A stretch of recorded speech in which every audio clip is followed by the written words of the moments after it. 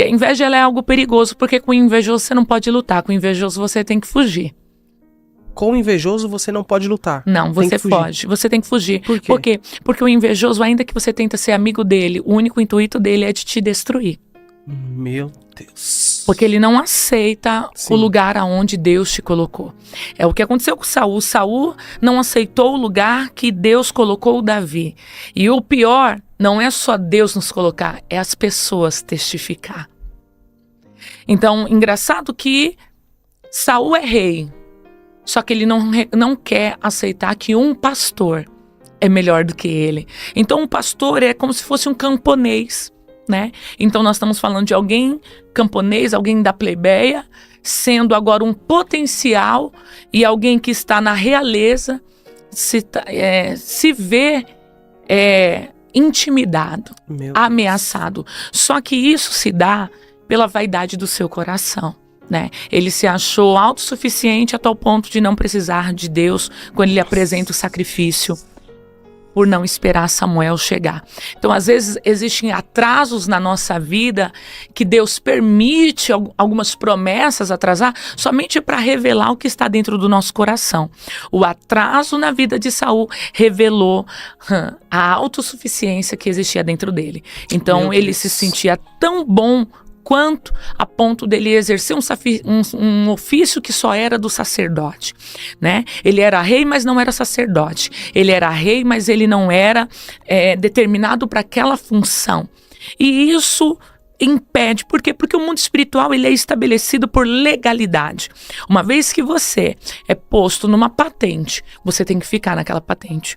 Ainda que chegue uma intimidação por uma patente maior, por mais que os seus feitos são maiores, você não pode combater aquela patente. Porque ainda que Saul era invejoso, ele não poderia receber a afronta de Davi, porque Davi ainda não era rei por ofício, só por unção.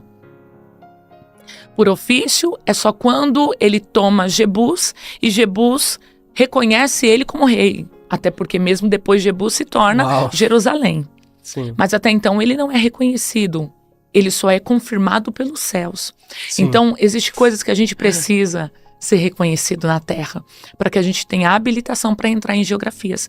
Então, o problema do invejoso, Yang, é que ele sempre vai querer ver você destruído. Ele sempre vai querer você na lama. O invejoso, ele tem prazer de chorar com você, mas ele não tem satisfação de se alegrar com você. O invejoso quer te destruir a todo custo, não importa o que você faça. Então, para ele é um prato cheio te ver mal. Nossa. É um prato cheio para ele te ver triste, ver você postando que você está desanimado, que você não está bem. Fato é que as pessoas também precisam ver um pouco da nossa humanidade, né? Pedro, Tiago e João viram a humanidade de Jesus, mas Tomé não viu. Judas também não viu. Judas não viu. Judas não viu a humanidade de Jesus. Mas Pedro e João viu. O erro de algumas pessoas é elas quererem mostrar a sua humanidade para quem não pode visualizar. Meu Deus.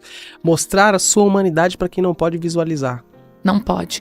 Porque a sua humanidade, para quem não pode visualizar, se torna uma arma de contra-ataque. Se torna algo contra você mesmo que faz parte de você. Então tem muita gente se fechando numa bolha, tem muita gente se trancando em um lugar por conta de se mostrar quem ela é de fato. Só que eu vou te dizer uma coisa, foi a humanidade de Jesus que nos conectou com o Pai. Uau! Foi a humanidade de Jesus que nos conectou com Deus. Né? Deus. Por quê? Porque ele sentiu fome, ele sentiu sede, ele sentiu cansaço, né? Ele sentiu fraqueza, a tal ponto de um soldado romano chama um homem cujo nome é Simão Cirineu e ele vem e ele carrega a cruz de Jesus. Então você sabe que a sua necessidade, ela se torna uma oportunidade para mim ser abençoado. Nossa. Porque até então a necessidade de Jesus era de carregar a cruz. Sim. Só que o Simão Cirineu, a oportunidade dele era de ser salvo.